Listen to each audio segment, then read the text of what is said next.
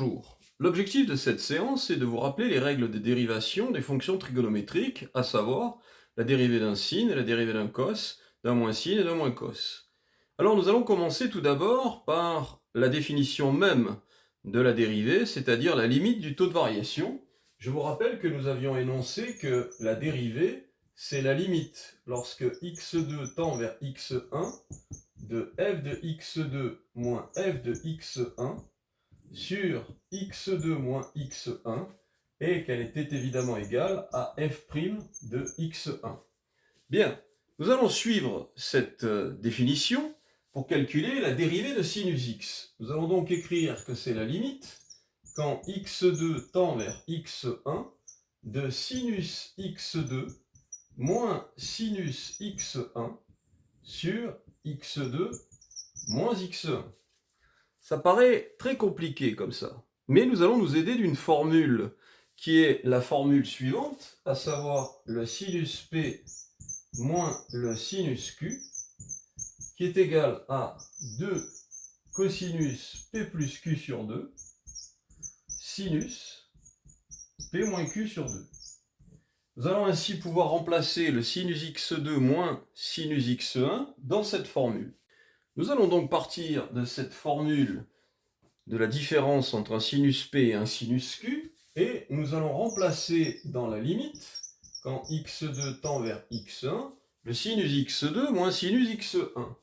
Il va donc s'écrire 2 cosinus x2 plus x1 sur 2, multiplié par sinus x2 moins x1 sur 2, le tout divisé par x2 moins x1. Ce serait véritablement génial si on avait la même chose ici et là, puisque nous avons vu dans une précédente vidéo que la limite de sinus x sur x quand x tend vers 0 est égale à 1. On n'a pas exactement la même chose, mais on est sauvé par ce 2, parce que finalement, ce 2 au numérateur agit exactement comme s'il était au dénominateur de ce x2 moins x1, puisque je vous rappelle que pour diviser deux fractions, on multiplie la première par l'inverse de la seconde. On peut donc réécrire cette expression de la manière suivante. C'est la limite quand x2 tend vers x1 de cos x2 plus x1 sur 2 multiplié par sinus x2 moins x1 sur 2, le tout divisé par x2 moins x1 sur 2. Et là, véritablement, on a gagné parce que on fait apparaître ici cette fameuse limite dont je parlais à l'instant.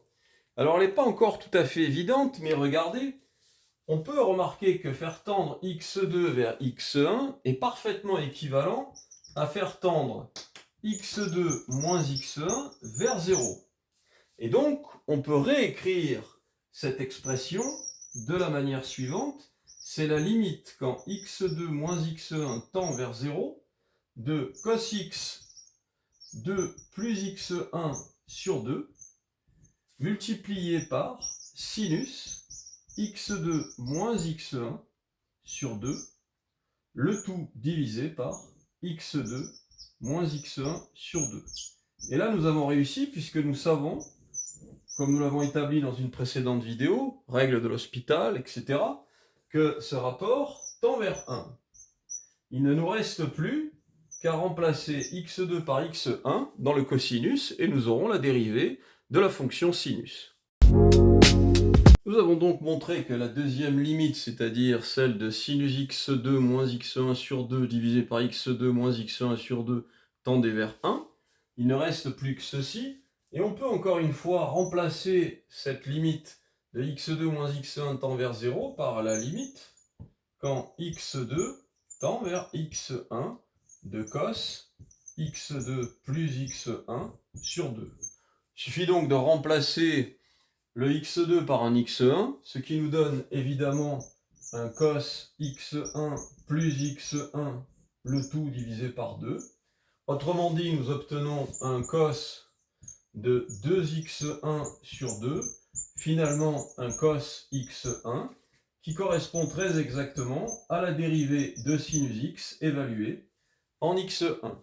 Alors bien sûr, vous pouvez faire la même chose avec le cosinus, avec la tangente.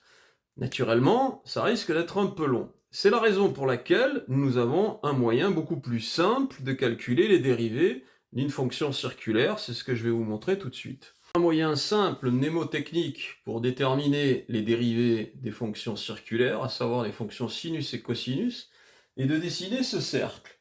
Je vous rappelle que dans une précédente vidéo, nous avons montré que le sinus se trouve sur l'ordonnée, c'est-à-dire sur l'axe des Y, et que le cosinus se trouve toujours sur l'axe des X lorsque le point M décrit le cercle trigonométrique.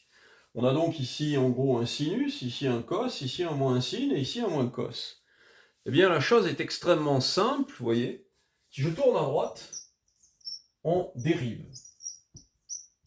Voilà, on va obtenir la dérivée en tournant à droite. Donc la dérivée d'un sin est un cos, la dérivée d'un cos est un moins sin, la dérivée d'un moins sin est un moins cos, la dérivée d'un moins cos est un sin.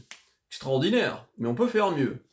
Si on tourne à gauche maintenant, on va obtenir la primitive en parcourant le cercle dans le sens inverse, à savoir la primitive d'un cos est un sin, la primitive d'un sin est un moins cos, la primitive d'un moins cos est un moins sin, et ainsi on a les dérivées et les primitives de toutes les fonctions circulaires. À bientôt!